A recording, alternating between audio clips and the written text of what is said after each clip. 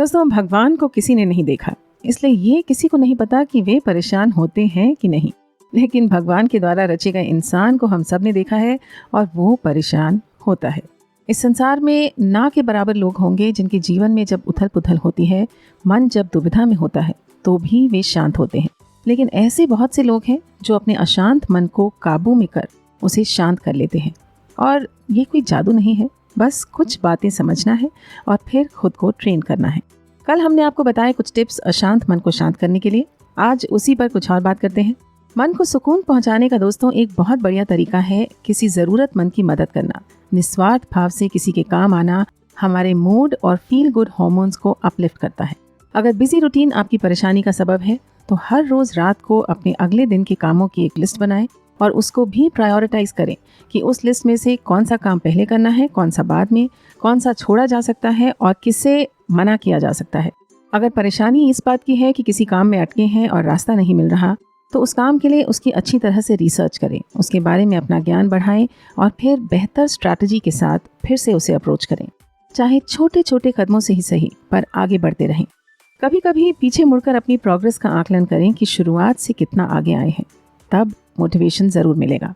जब मूड बहुत बेकार हो और खुद पर कॉन्फिडेंस धरातल पर हो, तब एक कागज़ लें और अपनी 20 स्ट्रेंथ्स लिखें, चाहे कितनी भी छोटी क्यों ना हो। सिर्फ आपने ही तो पढ़नी है, इसलिए ये मत सोचें कि आप अपने मुंह मियाँ मिट्ठू बन रहे हैं। कई लोगों को डायरी लिखने की आदत बहुत हेल्प करती है।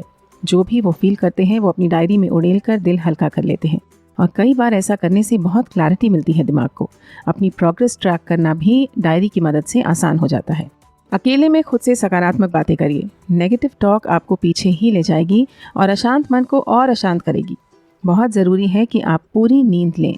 नींद की कमी आपके मन की अशांति के साथ मिलकर आपको फिजिकली, इमोशनली व मेंटली बीमार कर सकती है। अगर नींद नहीं आती तो व्यायाम, प्राणायाम या डॉक्टर से पूछकर कुछ हल्की मेडिकेशन आपके काम आ सकती है। और अंत में यही कहना चाहेंगे दोस्तों कि लाइफ को बहुत सीरियसली मत लीजिए। जब ये फेज़ गुजर जाएगा, और गुजरेगा ज़रूर, ये यकीन रखिए, तब आप सोचेंगे बेकार ही सुकून और समय गंवाया। कभी कभी बच्चा बन जाइए। बचपन के दोस्तों के साथ मिलकर बीते दिनों को याद कर प्रेजेंट को एंजॉय करने की कोशिश करिए। खूब हंसें और खुलकर हंसें। भाई, अगर परेशान होने से समस्या का हल निकलता तो कब के इसके लिए कॉल सेंटर खुल गए होते हैं ना। यदि हल आपकी पहुंच में है तब तो आप जी जान लगाकर वो सब करेंगे ही जिससे समाधान निकल सके। और अगर हल आपकी पकड़ से दूर है या आपके बस में ही नहीं है तो परेशान होकर आप न केवल अपनी तबीयत और समय बिगाड़ेंगे बल्कि अपने अपनों को भी सताएंगे। लेकिन अगर जानते हैं कि कर सकते हैं और फिर भी नहीं कर रहे तो आपको तगड़े मोटिवेशन की ज़रूरत है। रोज़ सुविचार सुनिए, बस परेशान मत होइए, क्योंकि परेशानी में होते हुए काम भी बिगड़ जाते हैं। विचार पसंद आया है और हमें खुश करने का मन करे तो लाइक और शेयर कर दीजिएगा। रोज़ नोटिफिकेशन पाने के लिए सब्सक्राइब बटन को भी हिट कर दें। मिलते हैं कल, तब तक स्वस्थ रहें, मस्त रहें, सुविचार को सुनते रहें and have a great day.